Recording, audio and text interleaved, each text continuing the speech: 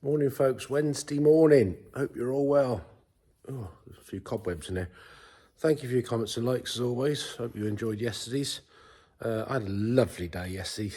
Sat on my bum doing a CPC course for my HGV licence. Oh joy. Logged on at 7:30, finished at 4 o'clock in the afternoon. Oh my God. Anybody who knows, you know. It is just torture. Anyway, moving on, we're back here today. A few bits to sort out for a couple of little orders for people. One for the Flying Fergie man. And we'll see what happens today. I've got a few invoices to sort out. And then hopefully Apprentice might be in so we can do a bit on that. And see what happens on the 1250. Who knows? Make it up as we go along.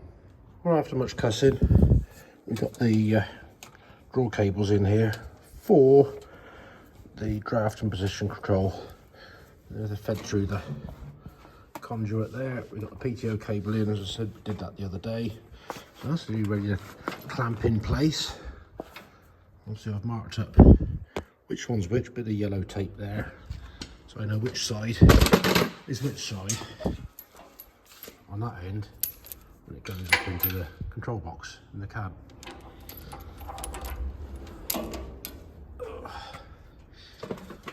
I think with that done now, we just got one hose, which didn't quite get the orientation right wherever it's gone. There it is there. That one there, which got to get him altered because the orientation of the two 90s ain't quite right. So, not a big deal. Never mind. Well, delivery's arrived. Great big long bar for that 8-wheeler Merc. 2 new bolts and nuts. That's a job for next week, which I think is going to be a pain in the ass to do. Anyway, for one day this week, Apprentice is back. Getting her leg over. There's no seat. You're happy with that dashboard you put together last week, aren't you? Yeah. I don't want anyone touching this one. You don't? No. Right, you notice I got these bits sorted and painted. I have the new one here that I made up. Yeah. So we might be able to possibly get the front on. Well, you've got to reassemble the bonnet though, haven't you? All the bits and pieces. I will do that. Yeah. It's going to be a bit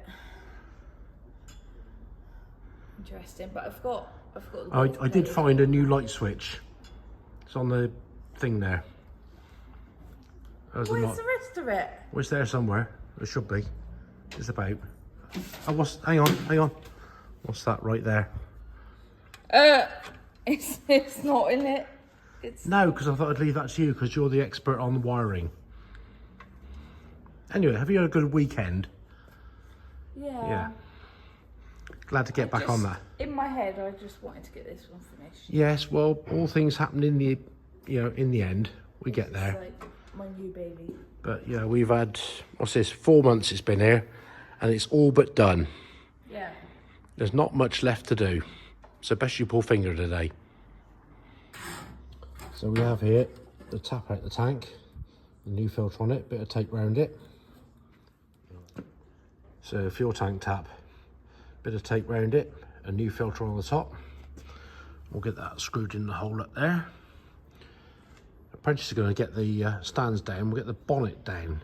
You can start reassembling that, and see if we can get the front grille put onto the bonnet, and perhaps put back on here. So we got the fuel lines all connected. This pipe here, we're having a bit of an issue last week because we couldn't find it, but we eventually did. So yeah, all the heat start tubes are on. That one there, return back to the tank, all fitted. And I say, yes, we got the fuel tap in there, all connected up. We've got the bonnet here ready for putting the bits and pieces back on that. Still looking nice and shiny. So we just got to a customer's farm. I'll drop his invoice off for that 4445. And got another one that he wants us to have a look at. So let's see what he's got. Well, it's not this one. I know that for certain, because that's not a 399. Looks like it's missing a few engine panels.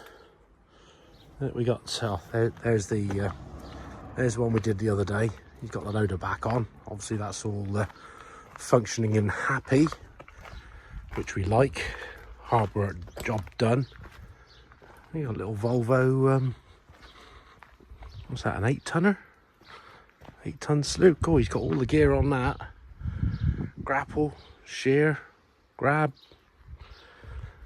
And we got another one here. Oh, Valmet 8000. I can see that going up down the road with the old dung spreader on. Yeah, that looks a nice bit of kit. Cool, could do some work with that at home. Sorting trees and things out. Lovely job. Looks like it's a 675. Had a bit of use. 3-speed box, or 3-lever box. Could do with a good clean though. At the moment it's Hunt the tractor. We got a, I think that's a case digger over there. I don't know what this is up here. That's something a bit. Tell me what that is. Got a side ditcher on it. So, oh, there's a shed here. Oh, we got a baler. Oh, that could be shocking. Oh, there it is, over there. Where it is, a 399 with a flat tyre. Apparently it's got a big oil leak somewhere. So this might be, I think we've got to split it. Oil leak somewhere, they said on the splitter box. So that's going to be, yeah, bonnet off, split it and deal with it. Yeah, Massey 399. What we got here? Little Heston baler. Oh, a double chop. New Holland double chop. Oh, that might be of interest to Zach or Martin Evans, possibly.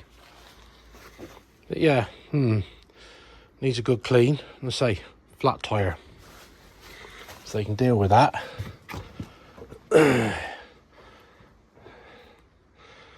This could be a nice little project to do. Yeah, and a mower. Right, now we've got to deal with for another day. There's a little map row there. Another Valtra over there. Right, that's nice and slowly push the roller back out of the way. Oh, so we pivot in the middle, we pivot there again, so let's see if we can get it back in one, hopefully.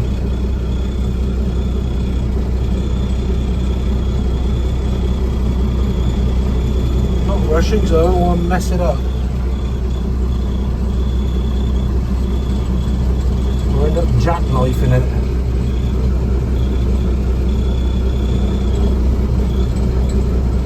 Well, we got it back here in one throw. So we can put the block of wood under and pull the pin out and go and part the old girl up. Out the way. Put that under there. Hopefully that will come out. God, I just love the sound of that, haven't you? Bit of sunshine on it. Brilliant. Folks, it's Thursday morning. Got through yesterday. So yeah, had a trip to Bridgewater this morning to sort out a few hydraulic hoses. A couple short for the 1200. Sorry, 1250 here. So let's crack on and get all these fitted on and see if it all lines up and goes where it should do.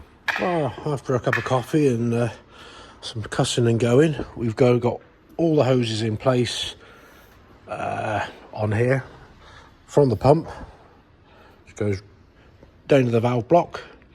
Then it comes out the valve block, goes round to the spool block, from the spool block all the way back round there into the T-piece on the bottom of the chronic filter.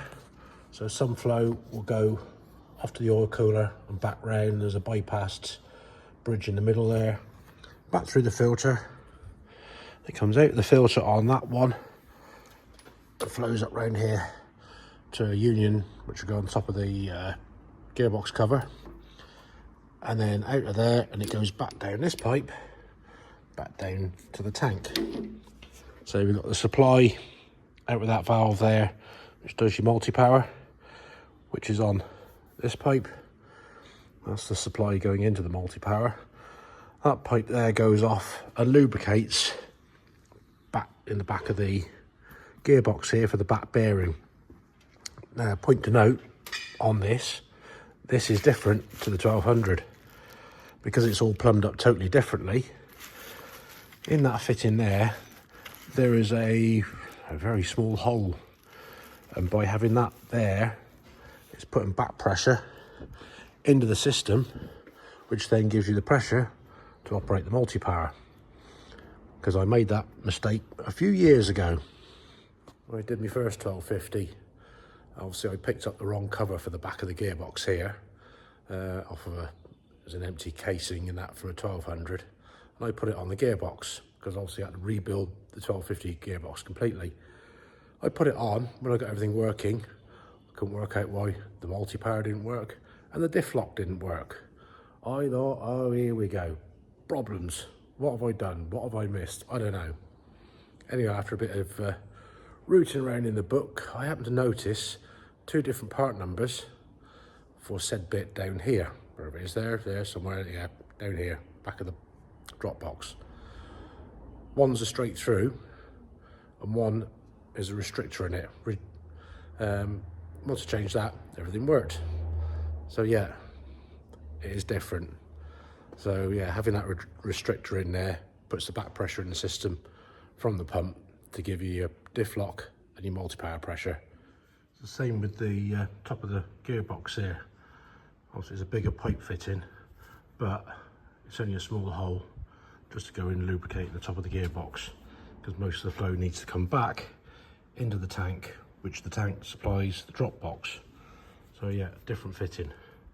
Just thankful we've got this, because I don't think you can buy these. I'd have to have it made, but we've got it. So you can put that in and make sure these pipes line up where they gotta go. Now that's looking good. Decal all fitted on, and the nice metal badge, not a plastic one. And we've got the other side fitted on. Also done a little bit more on the 1250 over here. The top cover there, and the tread plate on. So the hoses there, we've just got to make up now the steel pipes for the diff lock valve and return. Righto folks, well thank you for your comments on the last video. Welcome new subscribers. Yes, nice to have that TW gone finally. Yeah, I did a little bit on that yesterday obviously, and some on that today, and yeah, a bit of running around. Yeah, I've got to go and pick some keys up now for a truck in the morning, and head off and go and see my mum. So yeah, as always, if you like what you see, give us the old thumbs up, and click the old subscribe button if you can. Thank you very much. So until next time, thanks for watching, take it steady, catch you later.